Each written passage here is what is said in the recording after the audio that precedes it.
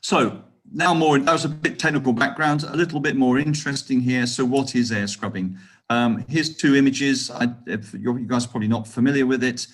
There's two approaches. We can either build a box and we can ship it to a farm and we can put it on the end of a building, plug it in and run it away like that. Or we can integrate it into a building like this. Now, this is an extreme farm. It's a pig farm fairly close to here, 20,000 pigs in here. And what you've got is you've got 2 floors of pigs in 5 separate buildings. And basically they're ventilated through here. The air goes through the pig rooms, then out through this corridor. This is an extraction corridor into the air scrubbers here, and then blown out into the atmosphere once the air is cleaned. This particular farm itself, we also have energy recovery on it, and we're generating about 3.2 megawatts of energy that we reuse to heat, warm or cool the animals during peak periods in climate. So this in fact, not only is it a pig farm, but it's like a small power station that is fueling, as it were. Okay, so they're the 2 types of air scrubbers. What does it look like inside? Well, here's a very simple picture. If you have to picture this, where we're facing from the slightly right side is the air coming out of the building, and basically, very simply, the air goes into what we call a kind of washing area, and then it gets blown up through the washing table. So if you picture this, it's an expanded out without any walls on the side of it. So the air is obviously trapped in there, gets blown through. Above the washing table, there's a sprinkler system which is spraying either chemical water or biological water across this washing table. And then the contact time here on this table is where the cleaning process is done. So in other words, with a chemical air scrubber, the ammonia in the air will bind with the sulfuric acid in the water, right? The dust will get collected by the wash water because it won't get through the wash water. And the washing process itself removes some of the odor molecules in the air. A lot of the odor molecules are also bound to the dust, and that's how we do the cleaning process.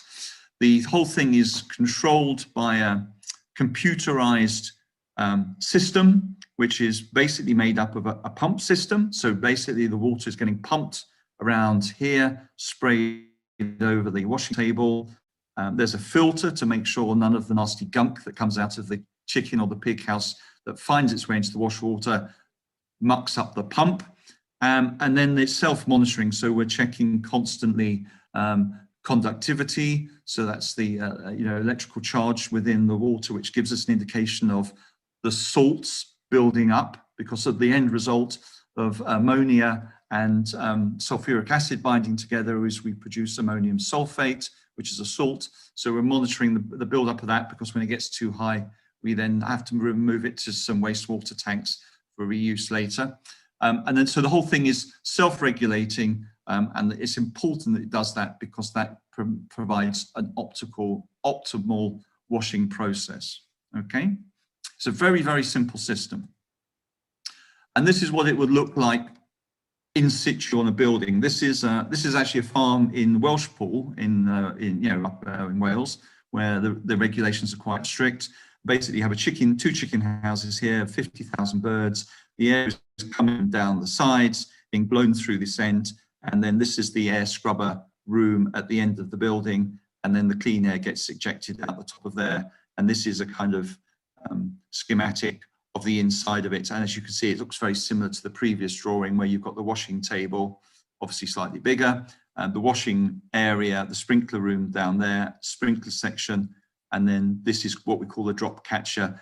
It's used mainly because there is moisture in this air to trap any residue, any salts that might find their way out through the exhaust. So just make sure the air remains super clean. Okay. And importantly, and certainly for regulation, that these systems are monitored. So these systems are all connected to the internet. We're monitoring them 24/7, and I won't go into the fine details of this, but by looking at those measurements such as the pH of the water, the conductivity, etc., and knowing that the air scrubber has been designed to meet protocol, then we can confidently say that the emission air going out of the scrubber is clean and it fits within the regulation. On the whole, our air scrubbers, because they're slightly bigger than needed to be, perform slightly better than expected, but of course, if not maintained, they fall foul like any technology would do. So that's basically how we go about cleaning the air. I mean, obviously, as a byproduct of the process, we're producing a lot of wash wastewater, as it were. This wastewater actually comes in two forms. I mean, if it's a biological air scrubber, we produce ammonium nitrite, which has a pH of around 7, so it's pretty neutral, and that can, both the wastewater types can be used for fertilizer, and this could then be used to, if regulation permitting, can be used to treat land for growing crops, etc. So it's not exactly waste, it's actually organic fertilizer, okay? And likewise with chickens, where we tend to use chemical air scrubbers, we're producing ammonium sulfate.